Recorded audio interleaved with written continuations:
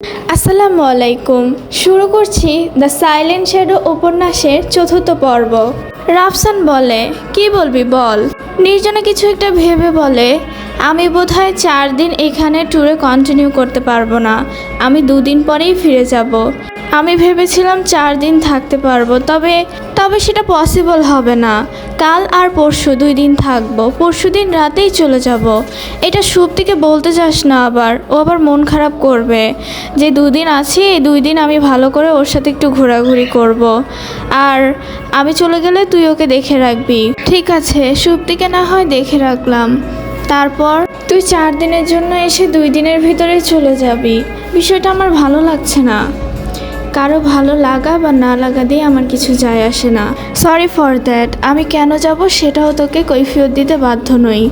বলেই নির্জনা নিজের ঘরের দিকে হাঁটা ধরল।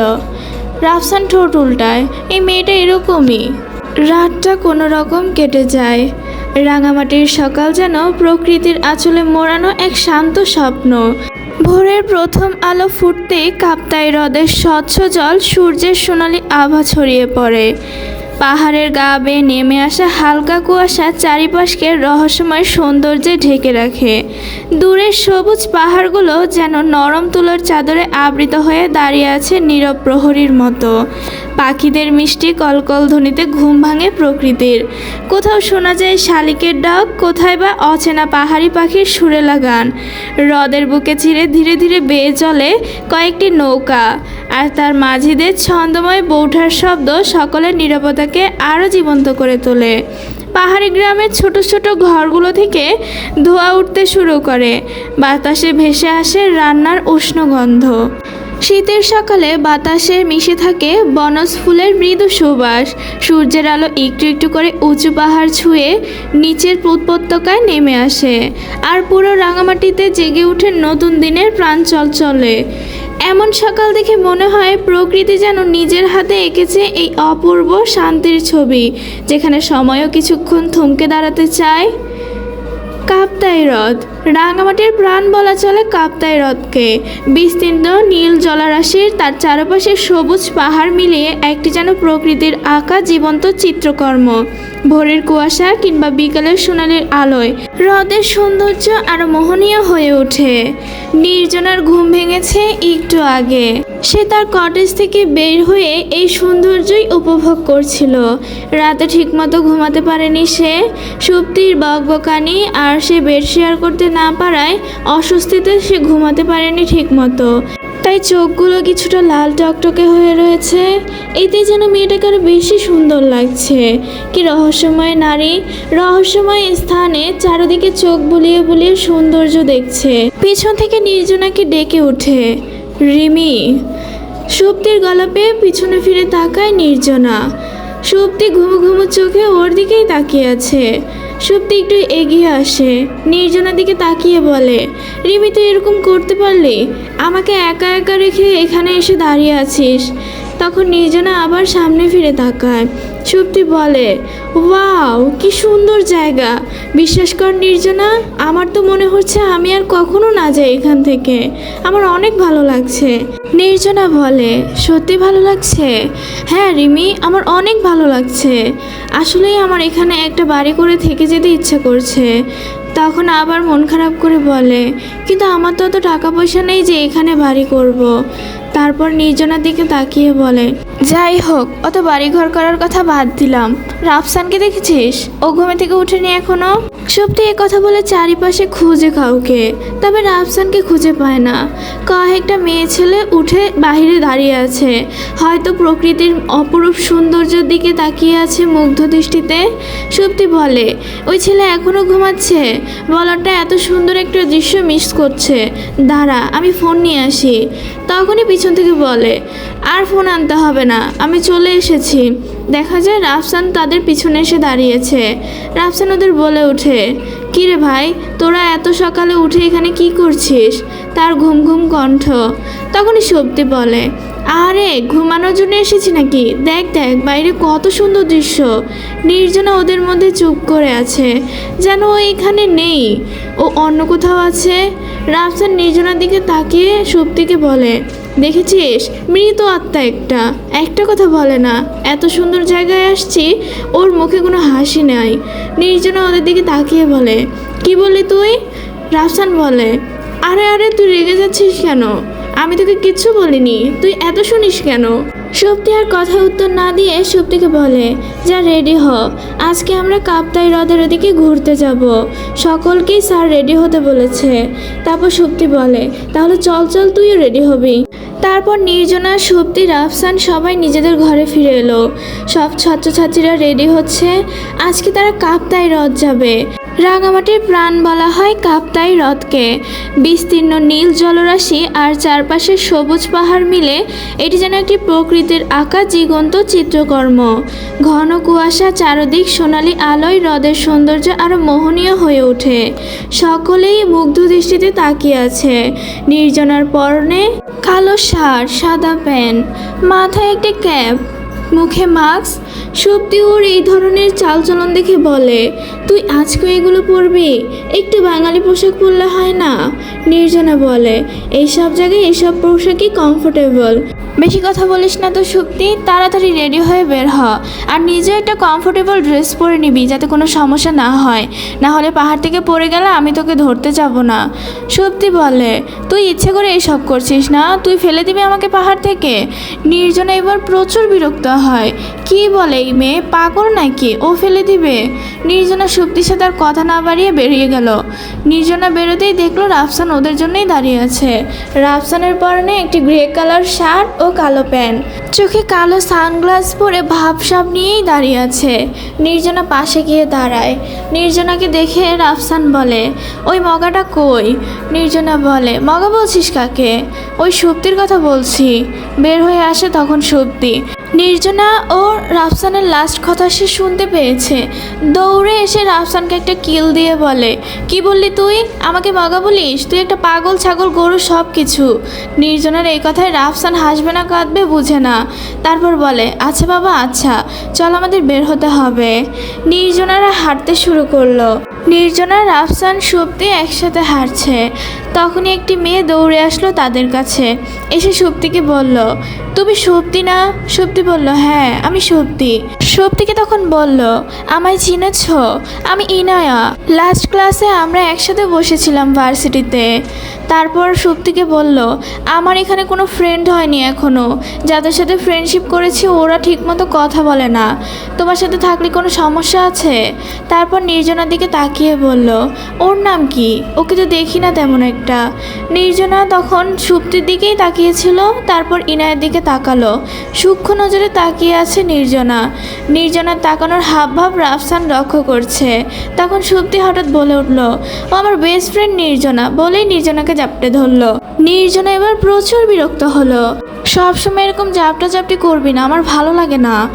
নির্জনার এই কথা শুনে সুপ্তির মুখটা কালো হয়ে গেল। নির্জনা পরে বলল, রাগ করিস না সুপ্তি, তুই তো জানোস আমার সব কিছু। তারপর সুপ্তি আবার মুখে হাসি ফুটিয়ে বলল, আরে আরে আমি রাগ করিনি, আমি একটু মন খারাপ করেছিলাম আর কি, বাট মন খারাপ এখন কেটে গেছে।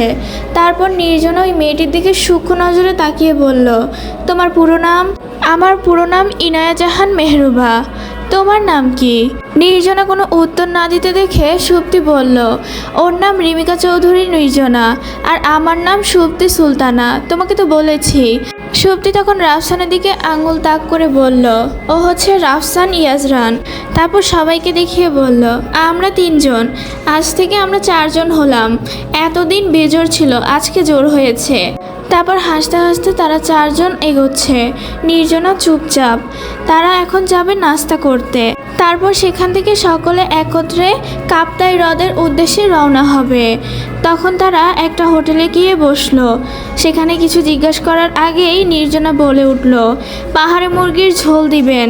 পাহাড়ি মুরগির ঝোল, যা দেশি মুরগির বিশেষ স্বাদের এক রান্না। আরও বলল নির্জনা, পরোটা ও গরুর মাংস ভুনা।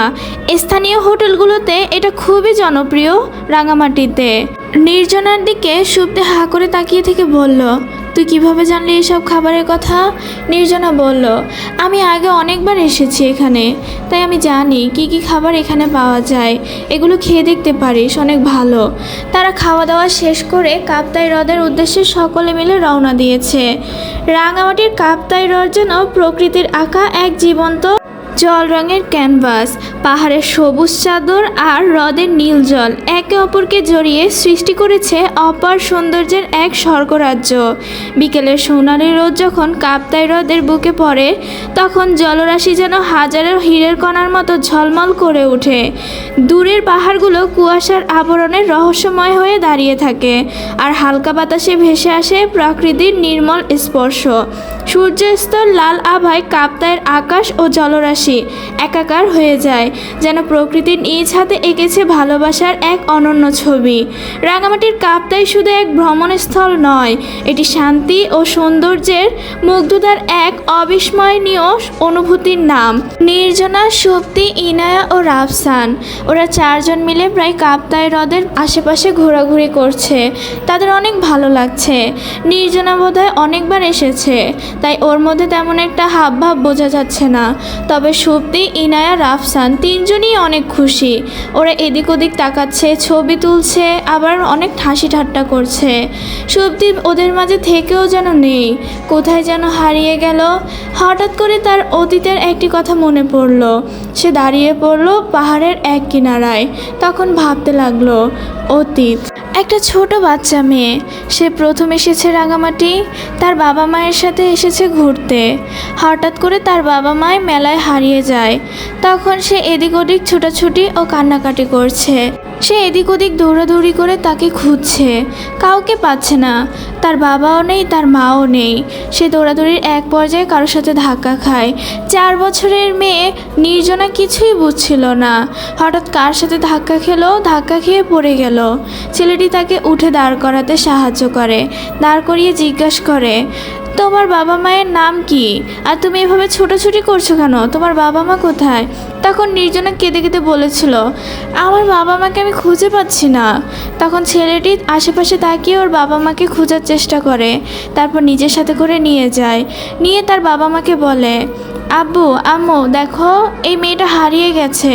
অনেকক্ষণ ধরে ছুটাছুটি করছিল দেখে নিয়ে আসলাম। ওর বাবা মাকে খুঁজে পাচ্ছে না। তারপর নির্জনাকে অনেক জিজ্ঞাসাবাদের পরও নির্জনা তার বাবা মায়ের নাম ছাড়া আর কিছুই বলতে পারে না। লোকটা নাম শুনে এমন একটি ধরন করলো, হয়তো চিনেছে। তখন সে বলল, তোমার বাবার নাম মিস্টার জহির চৌধুরী? নির্জনা বলল, হ্যাঁ হ্যাঁ, জহির চৌধুরী। তখন নির্জনার কথাটা শুনে লোকটি ফোন বের করে কাকে যেন ফোন করলো। ওপাশ থেকে ব্যস্ত গলায় ফোন রিসিভ করে বলল, হ্যাঁ ভাই বলেন, হঠাৎ করে ফোন দিলেন? আমি অনেক ব্যস্ত আছি, আপনাকে একটু পরে ফোন দিই। তখনই লোকটি বলে উঠল, আপনার মেয়ের নাম কি? তখনই লোকটি চুপ হয়ে যায়, বলে, আমার মেয়ের নাম রিমিকা চৌধুরী নির্জনা। আমি ওকে খুঁজে পাচ্ছি না, তাই খুঁজে বেড়াচ্ছি। লোকটি বলে, আপনার মেয়েকে হয়তো আমরা খুঁজে পেয়েছি মিস্টার জহির চৌধুরী। রিমিকা মা আমার কাছেই আছে। আমরা মেলার বাহিরেই দাঁড়িয়ে আছি, আপনারা দয়া করে মেলার বাহিরে এসে খুঁজুন। তারপরেই জহির চৌধুরী হন্তদন্ত হয়ে এসে নির্জনাকে জাপটে ধরলো এক প্রকার। তারপর ওনাকে অনেক ধন্যবাদ জানিয়ে বলল, ভাই আপনি এখানে? আপনারাও কি রাঙামাটি বেড়াতে এসেছেন? তখন লোকটি বলল, হ্যাঁ, আমি আমার পরিবার নিয়ে রাঙামাটি বেড়াতে এসেছি। ভালোই হলো আপনাদের সাথে দেখা হয়ে। তারপর যখন হোটেলের কথা জিজ্ঞাসা করলো, দেখলো তারা একই হোটেলে উঠেছে। তারপর সবাই মিলে সেদিন একসাথে ঘুরেছিলাম। নির্জনা তখন গুটি গুটি পায়ে সেই ছেলেটির দিকে এগিয়ে গিয়ে বলল, ভাইয়া আপনার নাম কি? তখন সেই ছেলেটি হাস্যকণ্ঠে বলেছিল, আমার নাম আদরিজ খান রিয়াদ। নির্জনা তখন ছোট ছোট মুখে উচ্চারণ করার চেষ্টা করলো, আদলিজ খান লিয়াদ। তার কথা শুনে ছেলেটি হো হো করে হেসে উঠে বলল, আদলিজ খান রিয়াদ নয়, আদরিজ খান রিয়াদ। তখন নির্জনা বলেছিল, তোমার এত বড় নাম আমি কিভাবে ডাকবো? কি কি যেন বললে, ভুলে গিয়েছি তো। তখন আদ্রিজি বলল, তুমি কি ছোট করে ডাকতে চাও? তখন নির্জনা মাথা নাড়িয়ে বলেছিল, হ্যাঁ হ্যাঁ, ছোট একটা নাম বলো দেখি যেটা বলে তোমাকে ডাকা যায়। আদ্রিজ কিছুক্ষণ ভেবে বলেছিল, ঠিক আছে, তুমি আমাকে রিউ বা রিদান বলে ডেকো। তখন নির্জনা বলেছিল, রিউ বলে ডাকি, রিদান তো অনেক বড় হয়, আমি বড় হয়ে তোমাকে রিদান বলে ডাকবো, ঠিক আছে? তারপর থেকে নির্জনা আদ্রিজকে দেখলেই রিউ রিউ বলে ডাকতো। রিউ ভাইয়া বলে ডাকাডাকি শুরু করে দিত। তারা সেইবার রাঙামাটিতে প্রায় 7 দিন ট্যুরে ছিল। 7 দিনে প্রায় অনেক মজা করেছিল সকলে একসাথে। পরবর্তীতে সবাই আবার ঢাকায় ফিরে আসে। ঢাকায় তাদের দুই পরিবারের বাসা প্রায় অনেক দূরই ছিল, তাদের তেমন আর দেখা হয় না। নির্জনা ছোটবেলার সেই কথা প্রায় ভুলেই বসেছিল। হঠাৎ একদিন রাস্তায় নির্জনার সাথে দেখা হয়ে যায় আদ্রিজের। সেই ছোট মানুষ সে দূর থেকেই চিনে ফেলেছিল। তখনই চিৎকার করে ডেকেছিল, রিউ ভাইয়া। তখনই আদ্রিজ এসেছিল তার সামনে। আদ্রিজের সাথে ছিল তার এক ফ্রেন্ড, দুইজনেই এসেছিল। এসে বলেছিল, তুমি এখানে? তখনই পিছনের সব থেকে বেরিয়ে আসলো নির্জনার মা হন্তদন্ত হয়ে। নির্জনাকে বলল, তুমি সব থেকে বের হয়েছো কেন? তখন নির্জনা বলল, এই যে রিউ ভাইয়াকে দেখতে পেয়েছিলাম তাই বের হয়ে এসেছি। কতদিন পর রিউ ভাইয়ার সাথে দেখা হলো। তারপর সেদিন বেশ কিছুক্ষণ নির্জনা তাদের সাথে গল্প করলো। রিউ ভাইয়া বলে চেঁচিয়ে উঠেছিল যখন চলে যাবে। সে কিছুতেই রিউ ভাইয়াকে ছেড়ে যাবে না। তারপরে আর নির্জনার সাথে তার দেখা হয়নি। হঠাৎ করে যেন তাদের পুরো পরিবারটা হারিয়ে গেল। নির্জনার বাবা মা ফোন করেছিল নির্জনার কান্নাকাটিতে, কিন্তু কারো ফোনেই কোনো কল পাওয়া যায়নি। নির্জনার বাবা তখন নির্জনাকে নিয়ে তাদের বাসায় গিয়েছিল, তবে তাদের বাসা বন্ধ ছিল। তারা কোথায় চলে গিয়েছিল কেউ বলতে পারে না। তারপর আর তাদের সাথে দেখা হয়নি। নির্জনা তারপর বড় হতে শুরু করলো, তবে তার রিউ ভাইয়ার জন্য তার মনের এক কন্যারে কিছু একটা ছিল, তাই তো হয়তো সে ভুলতে পারেনি এখনো তাকে। নির্জনা তাকিয়ে আছে সে পর্বতের অসীম চূড়ার দিকে। মেঘলা আকাশে কুয়াশাগুলো যেন পর্বতকে ঢেকে দিচ্ছে। মেঘেদের আড়ালে পর্বতের সেই উঁচু পাহাড়টার দিকে তাকিয়ে হঠাৎ বলে উঠল, ছোটবেলার সেই কথা তো বুঝতে পারিনি, তবে এখন বুঝি রিউ। ভালোবাসায় বিশ্বাস না করা এই আমিটা কত ভালোবেসেছে তোমায়। আর কি চাও তুমি? এখনও কেন তোমার কথা আমার মনে পড়ে। নির্জনা এই বলে দীর্ঘশ্বাস ছাড়ল। সে আর মনে করতে চায় না সে তার রিদান ভাইয়াকে। তখনই পিছন থেকে সুপ্তি দৌড়ে এসে তাকে ধাক্কা দিয়ে বলল, কোন দুনিয়ায় হারিয়ে যাস? যেখানে দাঁড়াস সেখানেই তাকিয়ে থাকিস। কোন ধ্যানে থাকিস বলতো? নির্জনা তখন ওকে চর মেরে বলল, ধাক্কা দিলি কেন বেয়াদব? নির্জনার এহেন প্রতিক্রিয়ায় রাফসান ও সুপ্তি দুইজনেই তাকিয়ে রইল নির্জনার দিকে। এ কোন নির্জনা, যাকে মারলেও কখনো কিছু বলে না, সে আজকে এ নিয়ে রিয়্যাক্ট করলো? পরবর্তীতে তারা আর এসব কিছু নিয়ে ভাবলো না। সকলে মিলে এনজয় করতে শুরু করলো রাঙামাটির সেই সুন্দর পরিবেশ। ডেনমার্ক। নেক্সেলো দ্বীপ যেন উত্তাল সাগরের বুকে ভেসে থাকা এক শান্ত স্বপ্ন। চারিপাশে নীল সমুদ্রের অসীম বিস্তার। তার মাঝখানে সবুজ ঘাসে মোড়ানো ছোট্ট দ্বীপটি প্রকৃতির নিস্তব্ধতার আশ্রয়ে দাঁড়িয়ে আছে। সরু পথ ধরে হাঁটলে দূরে দেখা যায় সাদা পালতোলার নৌকা, যা মানুষের ঢেউ কেটে ধীরে ধীরে দিগন্তের দিকে হারিয়ে যায়। বাতাসের লবণাক্ত সাগরের গন্ধ আর আকাশ জুড়ে উড়ে বেড়ানো নীল সাগরের ডানার শব্দ করে এক অত্যন্ত সুর জন্ম দেয়। সূর্যাস্তের সময় সোনালি আলো যখন দ্বীপের পাহাড়ি ঢাল ও উপকূলে রাঙিয়ে তোলে, তখন নেক্সেলোকে মনে হয় যেন রূপকথার রাজ্য, যেখানে থেমে যায় সময়, থেমে যায় প্রকৃতি, নিজের সমস্ত সৌন্দর্য উজাড় করে দিয়েছে। সেই নেক্সেলো দ্বীপের বুক চিরে দাঁড়িয়ে আছে সেবাস্তিয়ান লিওর এক অধিপতির সাম্রাজ্য। ব্ল্যাক শ্যাডো গ্রুপের একমাত্র লিডার সেবাস্তিয়ান লিও, সম্মানিত সিংহ যাকে বলা হয়। নেক্সেলো ছিল সেবাস্তিয়ানের সবচেয়ে পছন্দের স্থান, তাই তো নিজের আস্তানা গড়েছে সে এখানে। এটা তার একমাত্র রাজ্য। ডেনমার্কের বুকের সেবাস্তিয়ান লিওর ব্ল্যাক শ্যাডো গ্রুপের একমাত্র অধিপতি লিডার সেবাস্তিয়ানের একমাত্র দুর্দমনীয় রাজ্য এখানে। সেবাস্তিয়ান এখানে তার নিজের রাজত্বের শাসন চালায়। ডেনমার্ক সহ বিভিন্ন মাফিয়া গ্রুপের গ্যাংস্টাররা যখন এই সেবাস্তিয়ানের নাম শুনে থরথর করে কাঁপে, তখন সেবাস্তিয়ান তার নিজস্ব অধিকার বাস্তবায়নে ব্যস্ত। নিজস্ব অধিকার সেবাস্তিয়ান কখনোই ছাড় দেয় না। সেই দ্বীপের বুক চিরে উঠেছে নেক্সালো প্যালেস, যা সেবাস্তিয়ান নিজে নামকরণ করেছে। নেক্সালো দ্বীপ তার এতটাই পছন্দের স্থান, তাই সে তার প্যালেসের নামও নেক্সালো রেখেছে। সেবাস্তিয়ান বসে আছে তার দ্বীপের মাঝখানে, চারিপাশে হাজার হাজার গার্ড দাঁড়িয়ে, তারা সকলেই পাহারারত অবস্থায়। সেবাস্তিয়ান বসে বসে কী যেন ভাবছে।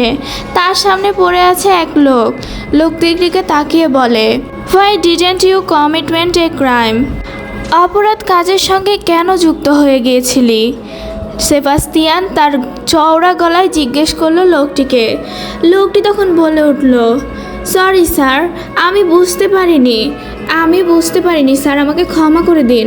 সুইডেন থেকে খবর এসেছিল, গ্রুপটার কথা আমি ঠিক মনে করতে পারছি না, রেড রানার্স হবে। আমাকে বলেছিল আপনার সাথে বিশ্বাসঘাতকতা করতে, আমি রাজি হইনি। আমাকে তারা অনেক ভয় দেখিয়ে আমাকে রাজি করাতে বাধ্য হয়েছে। আমি নিজের ভয়ে বলতে পারিনি, আমার জানের ভয় আছে স্যার। তারা আমাকে বলেছে অবৈধ অস্ত্র ঢুকাবে ডেনমার্কে, তবে আপনার জন্য কোনো কিছুই তারা করে উঠতে পারছে না। তাই তো আমি আপনার বিশ্বাসঘাতকতা করে ফেলেছি স্যার, মাফ করে দিন। তার কথা শেষ হতে এক মুহূর্তও সময় লাগলো না। লোকটার বুক ঝাঁঝরা করে দিল সেবাস্তিয়ান। তারপর চিৎকার করে বলল, আমার রাজ্যে কোনো অপরাধ হবে না, সে যেই হোক না কেন, তাকে কঠোর থেকে কঠোরতম শাস্তি আমি নিজ হাতে দেব। বলেই সেবাস্তিয়ান হুঙ্কার ছেলে তার পিছনে থাকা গার্ডদের উদ্দেশ্য করে বলল, আমার সাথে থাকা প্রত্যেককে বলছি, কেউ এরকম বিশ্বাসঘাতকতা করলে তার একমাত্র শাস্তি হবে মৃত্যু। তারা যেন সবাই এটা মনে রাখে, মৃত্যু ছাড়া তাদের কেউ বাঁচাতে পারবে না, স্বয়ং খোদা ছাড়া তাদের কেউ বাঁচানোর সাধ্যই থাকবে না। এই বলে সেবাস্তিয়ান ধপধপ পা ফেলে চলে গেল। তার পিছনে পিছনে চলে গেল কিছু গার্ড। বাকিরা নিজেদের মুখ চৌচই করে ভয়ে ঢোক গিলল। ডেনমার্কের অধিপতি সেবাস্তিয়ান সবসময় অপরাধ দমন করে এসেছে। যেখানে সকল মাফিয়ারা নিজেদের টাকার জন্য কালো টাকা উপার্জন করে বিভিন্ন ক্ষতি করছে, সেখানে সেবাস্তিয়ান তা রুখে দাঁড়িয়েছে। হয়তো সেবাস্তিয়ানের মতো এই 2-4 জন আছে দেখেই পৃথিবীটা এখনও টিকে আছে, না হলে কবেই তো অপরাধে পৃথিবীর সকল কিছু ধ্বংস হয়ে যেত। সেবাস্তিয়ান লিও, তাই তো সকলে ডেনমার্কে তাকে সম্মানিত সিংহ হিসেবে চেনে এবং তার নামকরণ করা হয় সেবাস্তিয়ান। তার হিংস্রতা সম্পর্কে এখনও অবগত হয়নি সকলে। তার হিংস্রতা এতটাই কঠোর যে এক মুহূর্ত সময় নেয় না কাউকে দুনিয়া থেকে ত্যাগ করে দিতে। হিংস্র এক মানব, সে অপরাধ দমাতে নিজেকে কতটা হিংস্র করে তৈরি করেছে তাকে না দেখলে বোঝাই যায় না। বাংলাদেশ নির্জনে দাঁড়িয়ে আছে পাহাড়ি রাস্তার মাঝে। তার সামনে সুপ্তি দাঁড়িয়ে ফেস করে কান্না করে বলছে, তুই এমনটা করতে পারলি রিমি? আমি বলেছিলাম না তুই এখানে আমার সাথে একসাথে বেড়াবি? নির্জনাকে শান্ত করে বলল, আমার ফিরতেই হবে, তোরা থাক এখানে। তারপর সুপ্তি বলল, স্যারকে বলেছিস? নির্জনা বলল, হ্যাঁ, আমি স্যারকে বলেছি আমাকে নিতে আসবে। তখন সুপ্তি বলল, তোকে কে নিতে আসবে? নির্জনা বলল, এসব তোর চিন্তা করতে হবে না, আমি ফিরে যাচ্ছি। আর একটা কথা শোন, নিজের খেয়াল রাখবি। রাফসানকে বলে দিয়েছি, সে তোকে দেখবে। আর ইনায়া তো আছেই, ওকেও সাথে রাখিস। নির্জনা বলল, তুই না থাকলে আমার ভাল লাগে না। নির্জনা আবার বলল, ঠিক আছে, আর 2 দিনেরই তো ব্যাপার, আমি আজকে চলে যাচ্ছি, তুইও চলে আসিস। নির্জনার কথা শুনে সুপ্তি একটু শান্ত হয়ে চলে গেল। নির্জনা তখন দাঁড়িয়ে রইল। হঠাৎই তার সামনে একসাথে 15টা গাড়ি এসে থামলো। নির্জনা তার মাঝে একটা গাড়িতে উঠে বসলো। তারপর সাই করে গাড়িগুলো এগিয়ে চললো সামনের দিকে। ম্যাম, আমরা সুপ্তি ম্যামের জন্য কিছু গার্ড রেখে এসেছি, তারা ওনাকে দেখে রাখবে, দূর থেকেই দেখে রাখবে। আমি বলেছি দূর থেকেই দেখে রাখতে, কোনো অসুবিধা হলে সাহায্য করতে। নির্জনা বলল, ঠিক আছে। তোমাদের কেউ দেখেনি তো? নির্জনার কথায় আদিল বলল, না ম্যাম, কেউ দেখেনি। তবে নির্জনা বলল, তবে কি? আপনার বোধহয় এখন ফিরে যাওয়া উচিত। নির্জনা বলে, আমি সময় হলে ঠিকই ফিরে যাব আদিল, এ নিয়ে তোমাকে ভাবতে হবে না। তারপর নির্জনার গাড়ি ঢাকার উদ্দেশ্যে রওনা হয়। ফিরতে ফিরতে নির্জনার সকাল হয়ে যায়। নির্জনা বাড়িতে প্রবেশ করতেই স্তব্ধের মতো দাঁড়িয়ে থাকে। প্রতিদিনের মতোই আজ সকালেও রাঙামাটির পরিবেশ খুব মনোমুগ্ধকর। সুপ্তি বেরিয়েছে, আজ তার মন অনেক খারাপ। আজকে সুপ্তি আর ইনায়া একসাথে ছিল। ইনায়া মেয়েটা আছে বলে হয়তো সুপ্তিকে একা রেখে নির্জনা চলে গেছে। তারপর আবার ভাবলো নির্জনা এমন না, নির্জনার হয়তো সত্যিই কোনো কাজ পড়েছে। তখনই ইনায়া পিছন থেকে সুপ্তিকে বলল, সকাল সকাল দাঁড়িয়ে আছিস? আমার প্রতিদিন সকালে এই দৃশ্যটা দেখতে অনেক ভালো লাগে। সুপ্তিও বলল, আসলেই আল্লাহর সৌন্দর্য যে কত সুন্দর তা এসব না দেখলে বুঝতেই পারতাম না। তখন ইনায়া বলে উঠল, তোর ওই ফ্রেন্ডটা আছে না, কি যেন নাম, নির্জনা, ওনাকে দেখেছিস? কত সুন্দর। তবে ওনার চালচলন কেমন একটা জানি রহস্যময়ী টাইপ। উনি সবসময় মাস্ক পরে ঘুরে বেড়ায়, যেন ওনাকে কেউ না দেখতে পায়। উনি এমন কেন? আমি নিজে নির্জনার সেম ব্যাচ, তা আমার তুই করে বলতে ভয় করে। না জানি কখন আমাকে শ্যুট করে দেয়, এমনভাবে তাকায় মনে হয় চোখ দিয়েই গুলি করছে। সুপ্তি এমন কথা শুনে হাসতে হাসতে ইনায়ার উপর পড়ে যাওয়ার মতো অবস্থা। তখনই রাফসান এসে বলল, ও চোখ দিয়েই গুলি করে, ও এমনই একটা মেয়ে, খুব রহস্যময়ী। ওকে তুমি ঠিকমতো ধরেও বুঝতে পারবে না ও আসলে কি। আমরা এতদিন যাবৎ ওর সাথে আছি, তাই ওকে ঠিকমতো চিনতে পারিনি। হঠাৎ একটু রহস্যময়ী হাসলো রাফসান। কি বুঝে হাসলো তা তো জানে না সুপ্তি আর ইনায়া। ওরা দুইজনেই অহেতুক তাকিয়ে থেকে বলল, কি বুঝে তুমি হাসলে? তখন রাফসান নিজের মুখভঙ্গি স্বাভাবিক করে বলে, আরে না, কি বুঝে হাসবো। তারপর তারা রেডি হতে যায়। আজ তারা রাজবন বিহার যাবে, বাংলাদেশের অন্যতম গুরুত্বপূর্ণ বৌদ্ধ ধর্মের কেন্দ্র। শান্ত পরিবেশ ও পাহাড়ি সৌন্দর্য মনকে প্রশান্ত করে দেয়। রাঙামাটির পাহাড় ঘেরা নীরব বিস্তীর্ণ মাঝে উঁচু করে দাঁড়িয়ে আছে রাজবন বিহার। দূর থেকে দেখলে মনে হয় সবুজ অরণ্যের বুক চিরে কোনো শান্তির রাজ্য নেমে এসেছে পৃথিবীতে। বিহারের সাদা সোনালি স্থাপনাগুলো সকলে কোমল আলোয় যেন স্বর্গীয় আভা ছড়িয়ে দেয়।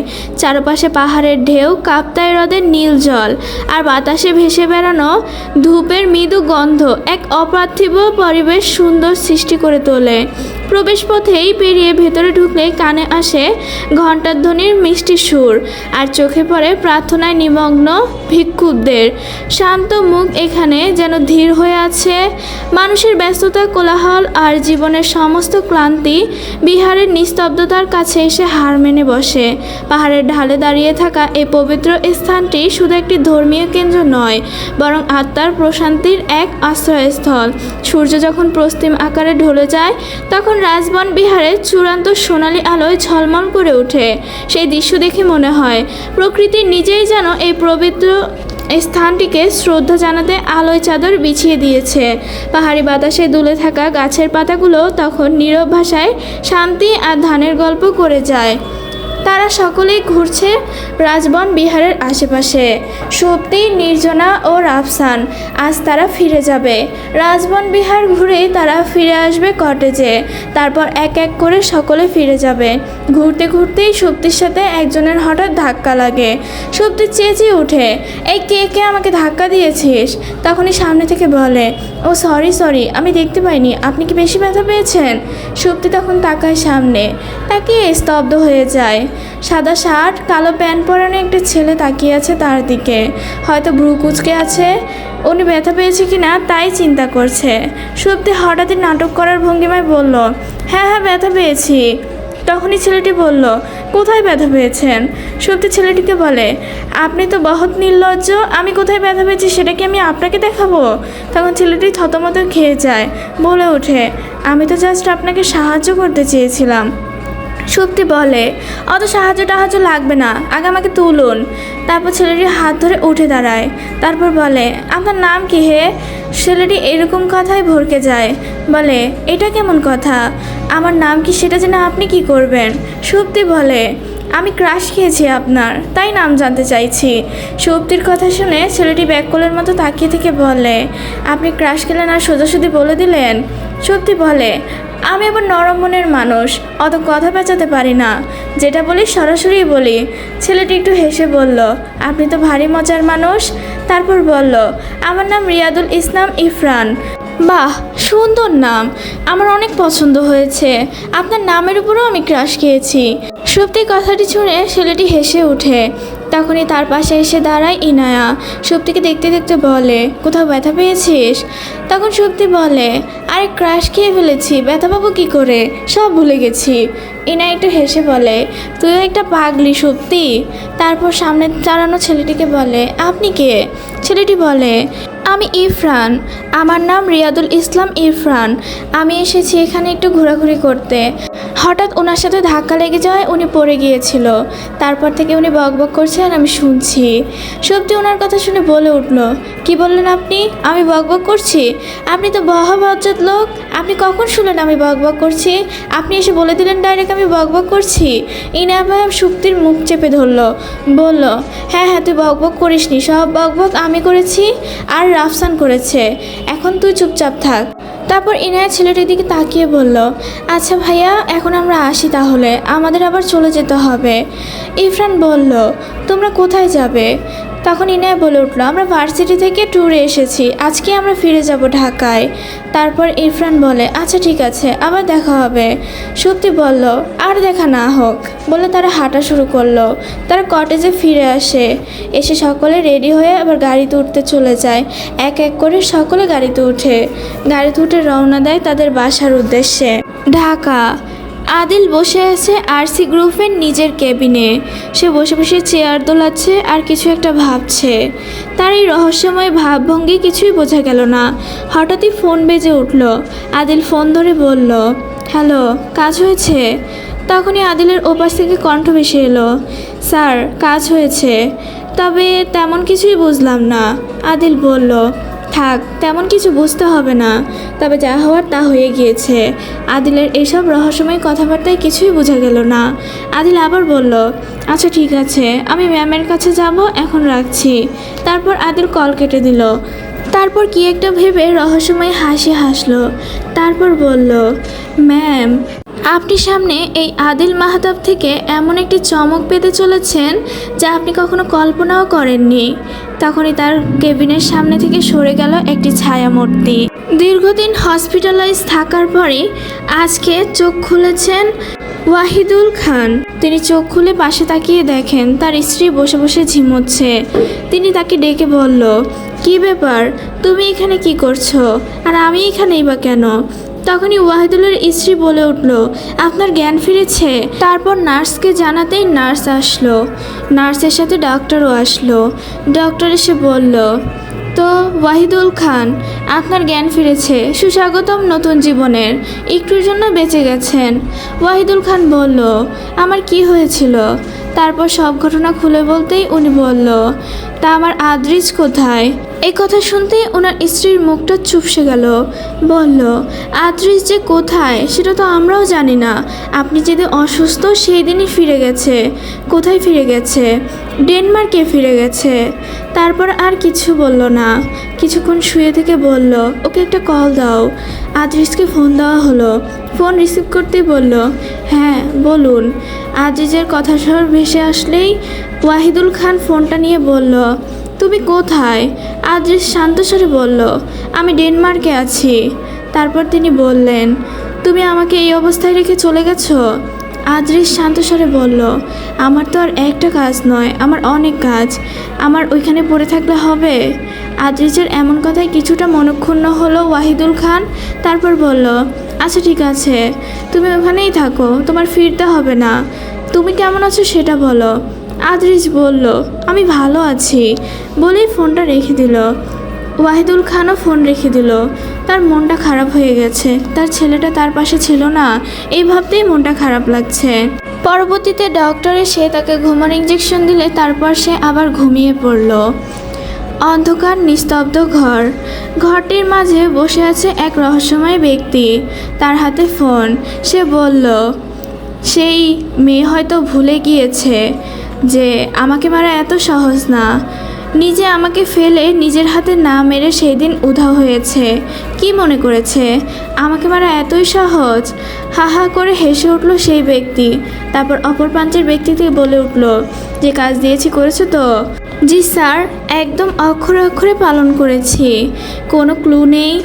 এইবার দেখা যাবে কিভাবে ভেঙে পড়ে সেই মেয়েটা। আপনাকে মারতে চেয়েছিল, সব একদম শেষ করে দিয়ে এসেছি। এই পাশের লোকটি অট্টহাসিতে ফেটে পড়ে বলে, ভেরি গুড ভেরি গুড, তোমার এইসব কাজের জন্য আমি তোমাকে পুরস্কৃত করব। এবার দেখার পালা সে কি করে। বলেই লোকটি ফোন রেখে অট্টহাসিতে ঘরের মধ্যে হাসতে হাসতে বলে, আমাকে মারতে চেয়েছিলে, এবার খেলার মোড় অন্যদিকে ঘুরিয়ে দেব। দাবার গুটির চালটার চেকমেটটা না হয় আমিই দিলাম। আজকে দ্য সাইলেন্ট শ্যাডো গল্প এ পর্যন্তই। রহস্যময় ব্যক্তির আগমন ঘটেছে, গল্পটি আরও ইন্টারেস্টিং হচ্ছে। সো পরবর্তী পর্ব খুব শীঘ্রই আসছে। আল্লাহ হাফেজ।